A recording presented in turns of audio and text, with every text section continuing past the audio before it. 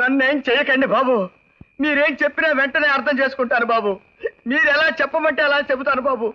ఆ ప్రసాదరావు ఉత్తమోత్తముడని చెప్పమంటారా, లేకపోతే నీచ నికృష్ట కుత్తే కమేలిగాడని చెప్పమంటారా? ఆ రోజు రాత్రి నా ఓన్ హౌస్ లో ఓన్ వైఫ్ తో పడుకున్నానని చెప్పమంటారా, లేకపోతే ధర్మదర్శనం క్యూలో నిలబడి కునికిపాటు పడ్డానని చెప్పమంటారా? చెప్పండి బాబు. మీరేమి చెప్పమంటే అని చెప్తాను బాబు. నన్ను మాత్రమే చేయకండి బాబు. మీకు దండ పెడతాను బాబు. జరిగింది నీకు తెలిసింది మాత్రం చెప్పు. అది చెప్పే ఇందాక తెచ్చుకున్నానండి బాబు. మొట్టమొదటిసారి ఎస్పీ వర్మ గారితో చెప్పానండి. ఏ మాటకు ఆ మాట చెప్పుకోవాలి బాబు. ఆయన ఊకొట్టి వదిలేశారండి. తర్వాత ఎస్పీ దేవదాస్ గారితో చెప్పారండి. వాయగొట్టి వదిలిపెట్టాడండి. ఆ తర్వాత ఇప్పుడు మీరు అడుగుతున్నారండి. మీకేమి చెప్పాలో తెలవటం లేదు బాబు. ఒకళ్ళకి ముగ్గురున్నారు బాబు. మీరు కొడతారు, వాయ కొడతారు, ఏకంగా సమాధే కడతారు. నాకు అర్థం కావటం లేదు బాబు. పెళ్ళాం బిడ్డలు కలవండి బాబు. మీకు దండం పెడతారు. నన్ను రక్షించండి బాబు. ఏమిటిది? ఓకే, నువ్వేం చెప్పక్కర్లేదు. సుధా, ఇతన్ని తీసుకెళ్లి ఇంటి దగ్గర డ్రాప్ చేసిరా. అలాగే సార్. నన్ను వదిలేశారు. నిజంగా మీరు దేవుళ్ళు బాబు. వస్తారు బాబు. బై ద వే రాఘవ, ఇతని లోపలికి తీసుకెళ్లి స్టేట్మెంట్ తీసి పంపించు. అయ్యి బాబు, మళ్ళీ లోపలికే. అమ్మో అమ్మో.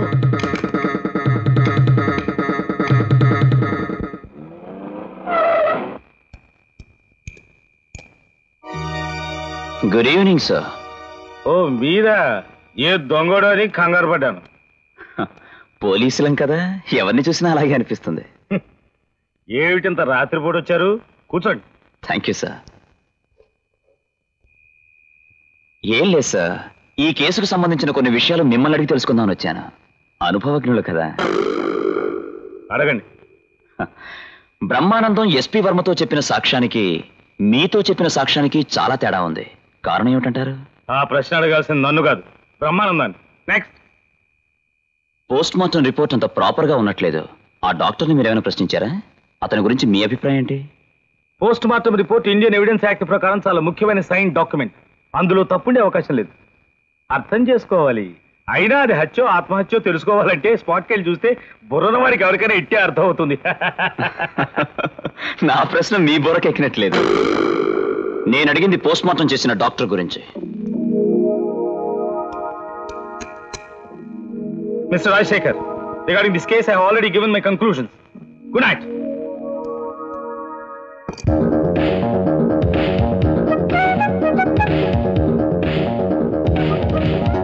దేవదాస్ గారు, నేను ప్రసాదరావుని మాట్లాడుతున్నాను. ఆ సిబిఐ వాళ్ళు ఇక్కడే ఉన్నారు. వాళ్ళేవో బొమ్మలు అవి పెట్టి టెస్ట్ చేస్తున్నారు. నాకేదో కంగారుగా ఉంది. రాఘవ, అంత రెడీయా? Ready sir. డెడ్ బాడీ బరువు, డమ్మీ బరువు ఒకటేనా? ఒకటే సార్. చెక్ చేశారా? చేశాం సార్.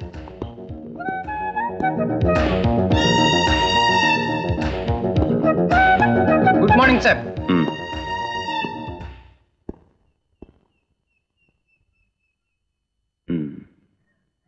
ఓకే. సుధా సార్. రెడీయేనా? Ready sir. మీరంతా వెనక్కి రండి. Get back. రాఘవ, డమ్మీ తీసుకురా.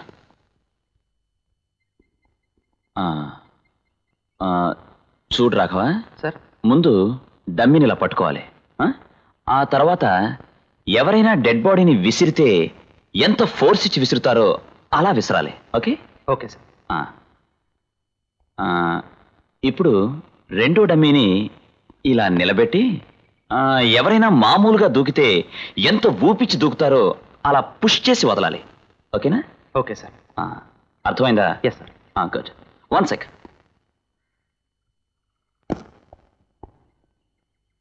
రాఘవ సార్, డమ్మీ తీసుకో.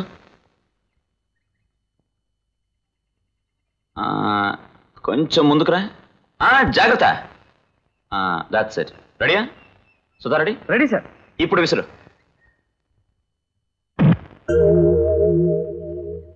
సుధా, ఇప్పుడు గోడకి డమ్మీకి ఉన్న మధ్య దూరం కొలు.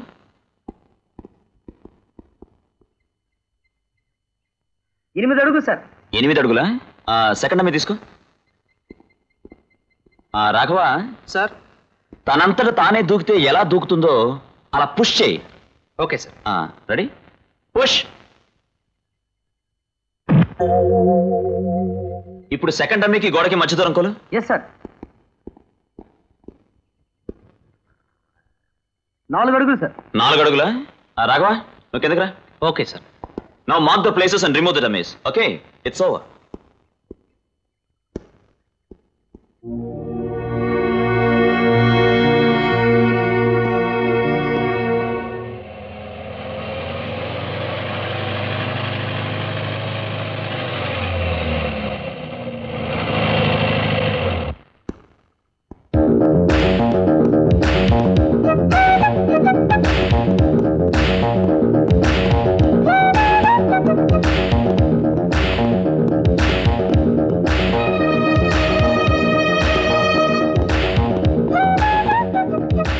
మిస్టర్ పీపీ శవాన్ని పడేసింది నువ్వే కదూ? సి మిస్టర్ పీపీ, సిబిఐ అంటే సెంట్రల్ బ్యూరో ఆఫ్ ఇడియట్స్ కాదు, central bureau of investigation. By the way, how is your BP? Coming sir. పాత పోలీస్ రిపోర్ట్ ప్రకారం శవానికి గోడకి మధ్య దూరం 9 అడుగులు. మన మొదటి డమ్మీ, అదే విసిరిన డమ్మీకి గోడకి మధ్య దూరం 8 అడుగులు. మన రెండో డమ్మీ దూకినట్టు వేసిన డమ్మీకి గోడకి మధ్య దూరం 4 అడుగులు. అంటే నిజంగా దూకితే పడాల్సిన చోటుకి శవం పడున్న చోటుకి పోలీస్ రిపోర్ట్ ప్రకారం తేడా 5 అడుగులు.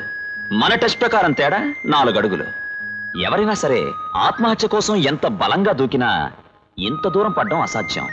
పైగా షీజ్ అ లేడీ. దీన్ని బట్టి తేలింది ఏమిటంటే ఆమె చనిపోయిన తర్వాత ఆమె శవాన్ని ఎవరో పైనుండి పారేసి ఉండాలి. అంటే ఆవిడ మరణం మరో చోట సంభవించిందంటారా? Yes, there is a chance. Excuse me boss, చనిపోయిన తర్వాత ఆవిడ పడేసి ఉంటే శవం తల నుంచి రక్తం ఎలా వస్తుంది? It's a good question.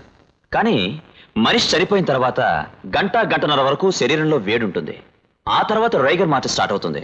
అందుకే చూసారా బ్లీడింగ్ కూడా తక్కువగా ఉంది. దీన్ని బట్టి చూస్తే లలిత ఎస్పీ వర్మ దగ్గర చెప్పిన పాయింట్ కరెక్ట్ అనిపిస్తోంది.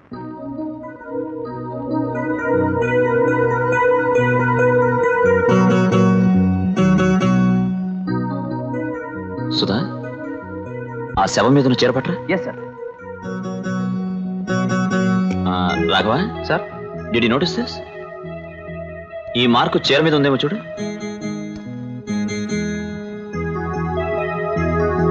ఇదిగోండి sir mark. Post mortem report లో నడుం దగ్గర నుంచి కిందకు దెబ్బలేమైనా ఉన్నట్టు రాసుందా? లేదు సార్. మరి చీర మీదకి ఈ ప్లేస్ లో రక్తం ఎలా వచ్చింది?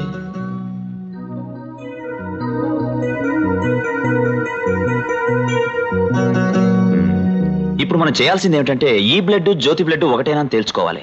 వెంటనే దీన్ని ఫారెన్సిక్ ల్యాబ్ కు పంపించి ఈ బ్లడ్ గ్రూపింగ్ ఏమిటో విత్ ఇన్ 2 or 3 days నాకు తెలియజేయాలి. Sure sir. Tell them it's urgent. దమ్ముంటే బయటకు రండిరా. మూతి మీద మేస్తున్నాడు ఎవడైనా ఉంటే రే బయటకు రండిరా, బయటకు రండి. రేయ్ ఏంట్రా మీరేమన్నా పెద్ద మునగాళ్ళ? ఎరా పీపీ, బీపీ ఏమైనా పెరిగిందా నీకు? బీపీ నాకరా నీకురా డొంగరి. నన్ను డోంగ్రీ అంటావా? డొంగరి నిన్ను కదరా నీ బాబుని అంటాడురా. రే చేతనైతే కింద సుధా, దమ్ముంటే కిందకి రండిరా. ఎరా నాటుగాని కొట్టొచ్చావా? నాటు కొట్టాల్సిన అవసరం నాకేంట్రా బుద్ధిస్తాం వెళ్ళారా.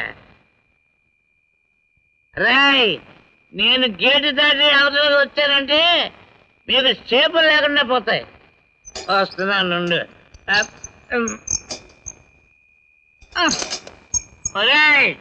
మిమ్మల్ని కొట్టడానికి నేను గేటు దాటి రావాలా? మీరే గేటు దాటి రండిరా. ఏంటి అది చచ్చిందో చంపారు మీరు తెలుస్తారా? తేల్చండి తేల్చండి. రాయ్ అది చేసేలాగా మా రవి గారికి నేను ఇంకో పెళ్లి చేస్తాను రా. రాయ్ మినిస్టర్ కూతురిని తీసుకొచ్చి చేస్తాను రా. నాతో పెట్టుకోకండి, డిపాజిట్లు పోతాయి. రాయ్ అవసరమైతే ఢిల్లీ వెళ్తాను రా. ఢిల్లీ ఢిల్లీ ఢిల్లీ వెళ్తాను. ఢిల్లీ ఢిల్లీ ఢిల్లీ.